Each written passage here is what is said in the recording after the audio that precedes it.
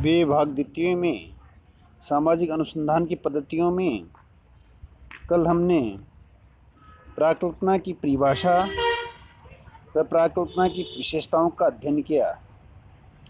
आज हम प्राकल्पना के प्रकारों का अध्ययन करेंगे। समाजशास्त्र में अनेक प्रकार की प्राकल्पनाओं का प्रचलन है। सामाजिक तथ्यों, घटनाओं एवं समस्याओं की प्रकृति, अनुसंधान के उद्देश्य व तथ्यों के प्रकारों के आधार पर प्राकल्पनाएं कई प्रकार की होती हैं। गुड्डे व हट ने 3 प्रकार की प्राकल्पनाओं का उल्लेख किया। प्रथम जो प्राकल्पना है वह है अनुभवात्मक समानताओं से संबंधित।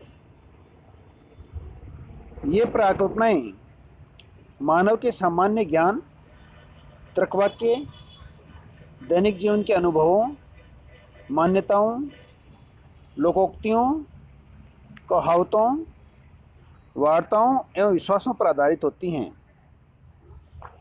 हमने साधारण देखा है कि हमारे समाज में ऐसी कई कहावतें प्रचलित हैं, जैसे गंजा व्यक्ति धनवान होता है, पशुओं में सियार, पक्षियों में कौवा, मनुष्यों में नाई तथा स्त्रियों में मालिन चतुर होती है।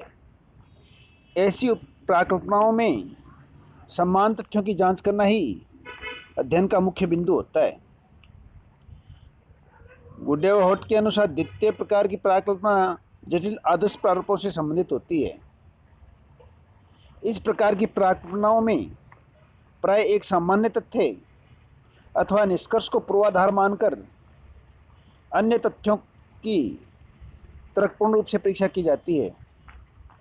ऐसी प्राकल्पनाएं अल्पसंख्यक समूह तथा परिस्थिति की दशाओं से संबंधित होती है। उदाहरण के लिए बर्गेस ने अपने अध्ययन में यह प्राकल्पना की थी कि केंद्रीभूत गोलाकार नगर विकास की प्रकृति के लक्षण होते हैं। इस प्रकार की प्राकल्पनाओं का उद्देश्य आनुभविक एकरूपता में तार्किक रूप से निकाले गए संबंधों की उपस्थिति का परीक्षण करना होता है। ऐसी प्राकल्पनाओं में विभिन्न कारकों के बीच तार्किक अंतर संबंधों के आधार पर निष्कर्ष निकाले जाते हैं। इसलिए इन्हें संबंधात्मक प्राकल्पनाएं भी कहते हैं। चूंकि ये प्राकल्पनाएं तार्किक निष्कर्षों पर आधारित होती हैं, अतः ये सिद्धांत निर्माण में सहायक होती हैं। तीसरा प्रकार विश्लेषणात्मक चरों से संबंधित। कुछ प्राकल्पनाएं विश्लेषणात्मक चरों से संबंधित होती हैं। कोई भी सामाजिक घटना अनेक कारकों का परिणाम होती है, फिर भी इनमें से कोई एक कारक ही प्रमुख कारक होता है और अन्य कारक सहायक कारक होते हैं। उदाहरण के लिए बाल अपराध के लिए मनोविश्लेषणात्मक सिद्धांतकार मानसिक विकृति और दुर्बलता को तो वंशानुक्रमणवादी बुरे वंशानुक्रमण को उत्तरदायी मानते हैं। इस प्रकार की प्राकल्पना को कारणात्मक प्राकल्पना भी कहते हैं।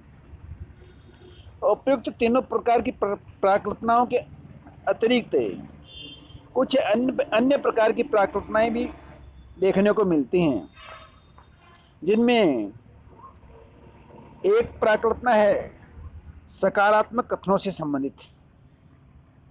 इसका तात्पर्य है कि कुछ प्राकल्पनाओं का संबंध सकारात्मक कथनों से होता है। जैसे पुरुषों की अपेक्षा स्त्रियां अधिक दयालु होती हैं, गरीबों की अपेक्षा धनवान अधिक अपराध करते हैं।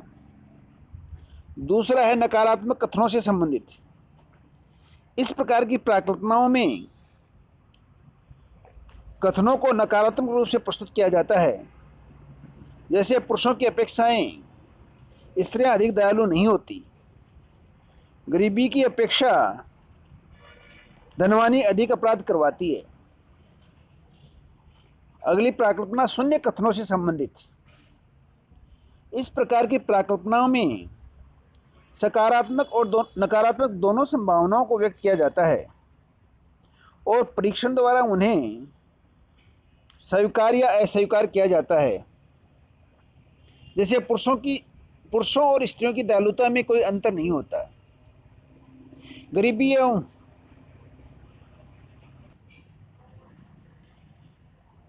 एवं धनवान की अपराध प्रवृत्ति में कोई सार्थक अंतर नहीं होता। इसके अलावा एक प्राकल्पना और है, जिसे काम चलाऊ प्राकल्पना कहते हैं। श्रीमती पीवी यंग ने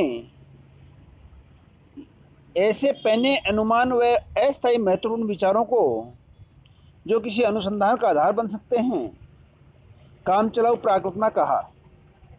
काम चलाऊ प्राकल्पना किसी भी अध्ययन को प्रारंभ करने का एक प्रारंभिक विचार होता है। जो जो अध्ययनकर्ता को अनुभव होता जाता है, वह उसमें परिवर्तन व संशोधन करता जाता है। यह भी हो सकता है कि प्रारंभिक विचार को पूरी तरह त्याग कर उसके स्थान पर नई प्राकल्पनाएं बना ले। क्योंकि यह विचार एक अस्थायी कार्यवाहक और काम चलाऊ महत्व का होता है, इसलिए इसे काम चलाऊ प्राकल्पना कहते हैं। उदाहरण के लिए, प्रारंभ में भौतिक विज्ञानों की मान्यता थी कि परमाणु अविभाज्य है, किंतु बाद में अध्ययन के आधार पर उन्हें यह प्राकल्पना बदलनी पड़ी, जब यह ज्ञात हुआ कि परमाणु का और अधिक विभाजन किया जा सकता है। यह है प्राकल्पना के प्रकार। प्राकल्पना का अगला बिंदु है प्राकल्पना का महत्व है, जिसको हम अगले अध्याय में पढ़ेंगे।